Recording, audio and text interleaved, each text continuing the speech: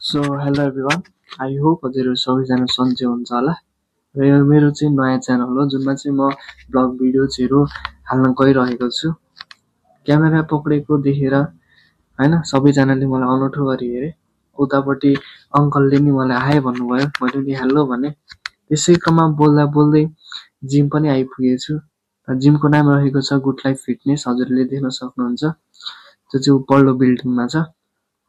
अस्तिबाट आऊँ भन्दा भन्दै एक्जाम यताउति गर्दा गर्दै टाइम नभएर आउन पाइनँ, आजबाट आएँ। सो यो कार्ड रहेको छ भित्र, जिमभित्र छिर्नुभन्दा अगाडि हजुरहरूले यो कार्डलाई स्क्यान गर्नुपर्ने हुन्छ अनि मात्रै डोर ओपन हुन्छ। सो हेर्नु नि, मलाई यहाँ कुकुरहरूले स्वागत गर्न आए। ल म चाहिँ अब जिमभित्र पसेको अवस्था। जिममा चाहिँ यस्तो यस्तो छ होइन, इक्विपमेन्ट्सहरू बेस्ट इक्विपमेन्ट्सहरू पनि छ, भाइब्सहरू पनि एकदम गुड भाइब्स छ, लाइटिङहरू पनि हेर्नु कस्तो ब्लू छ होइन। अनि ट्रेनर दाइहरू दिदीहरू पनि एकदम मजाको हुनुहुन्छ, हेल्पफुल हुनुहुन्छ होइन, पोलाइट हुनुहुन्छ। अनि मलाई चाहिँ दाइले वार्मअप गर्नु, स्ट्रेचिङ गर्नु भन्नुभयो।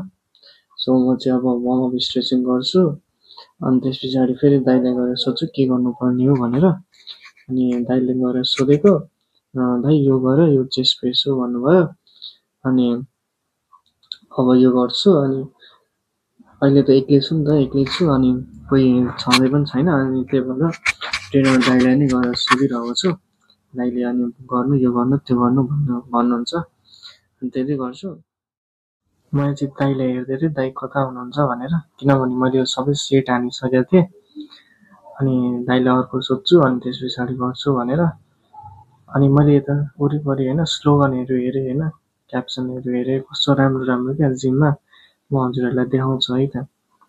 हेर्नु नि उता पल्लोपट्टि चाहिँ देख्न सक्नुहुन्छ, त्यहाँ चाहिँ 4टा लेखिएको छ होइन, के छ इट स्लिप ट्रेन रिपिट भन्ने छ क्या होइन, कति राम्रो छ। अनि उतापट्टि हजुरले देख्न सक्नुहुन्छ imagine if you could use pen as a fuel भन्ने होइन, यो चाहिँ एकदम राम्रो छ।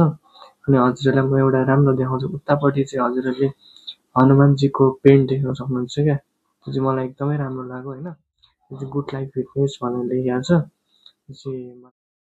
सो मेरो चाहिँ यो अब यो सेट पनि सक्यो। सो मैले दाइलाई गएर सोधेँ दाइ के गर्नु भनेर। दाइले मलाई भाइ यो गर भन्नुभयो। अनि यो पनि अब 3 सेटै गर्नुपर्ने रे, अनि 3 सेटै गर्छु यो पनि। जिम गर्नु त्यति सजिलो रहेन रहेछ बानी नहुनेलाई। मेरो नि फर्स्ट टाइम थियो, अनि फर्स्ट टाइम भएर मलाई नि अलिक गाह्रो भयो। तर केही छैन, गीतहरू होइन, म्युजिक भाइब्सहरू सबै राम्रो थियो। झन् त्यहीमाथि ट्रेनर दाइ र दिदी हेल्पफुल भएपछि त डराउनै नपर्ने होइन, सजिलैसँग गराइदिने होइन। सुरुमा त्यस्तो आजको लागि चाहिँ यति नै गर भन्नुभयो। अनि आजको लागि यति नै गरेँ। अनि त्यस पछाडि ब्याग लिएर अनि लागेँ म बाहिरतिर। बाहिर निस्किँदा पनि तपाईँको स्क्यान गर्नुपर्छ, त्यो स्क्यान गरेर म बाहिर निस्केँ। अनि त्यस पछाडि अब मैले चाहिँ भित्रबाट अँध्यारो छ होला भनेर सोचिरहेको थिएँ, र उज्यालै रहेछ। अब म चाहिँ जुत्ता फेर्छु। सो मैले यहाँ चप्पल राखेको थिएँ, अब त्यो जुत्ता फुकालेर चप्पल लाउँछु। अनि त्यस पछाडि अनि बाहिर निस्किन्छु। अनि अहिलेको कुकुरहरू त्यहाँ खेल्दैछन् होइन, 2जना। यहाँ पछाडि चाहिँ के रहेछ भनेर म यसो हेर्न गएँ, पार्किङ पनि रहेछ राम्रैसँग। पछाडि पनि बाटो छ कि भनेर सोचिरहेको थिएँ मैले, किनभने भित्रबाट आउँथेँ कि भरे त्यो चाहिँ वासरुम बाथरुम रहेछ। म पनि अब जिमबाट बाहिर निस्केँ। अनि त्यस पछाडि साथीलाई सम्झेँ बाहिरै छ कि भनेर, साथीलाई फोन गरेको, फोन पनि उठाएन, सुतिरहेको होला। त्यो पनि मेरो होस्टेल बस्छ। अनि बाहिर चाहिँ निस्कौँ न भनेर फोन गर्न लागेको थिएँ, बाहिरै छ कि भनेर, तर रहेन रहेछ। म नि अब बाहिर निस्केर अनि लाग्यो होस्टेलतिर। सो आजको एक्सपिरियन्स चाहिँ एकदम राम्रो थियो, जिमको फर्स्ट एक्सपिरियन्स होइन। मलाई चाहिँ एकदम राम्रो लाग्यो, तर हातहरू कता कता चाहिँ दुखिरहेको छ। अनि म चाहिँ यसो गीत सुन्दै क्यामेरा बोक्दै हिँड्दै थिएँ। बाटोमा सबले हेरिरहेको थियो, जिममा पनि सबले हेरिरहेको थियो कोच चाहिँ रहेछ भनेर। म नि अब होस्टेल आइपुग्न लागेँ।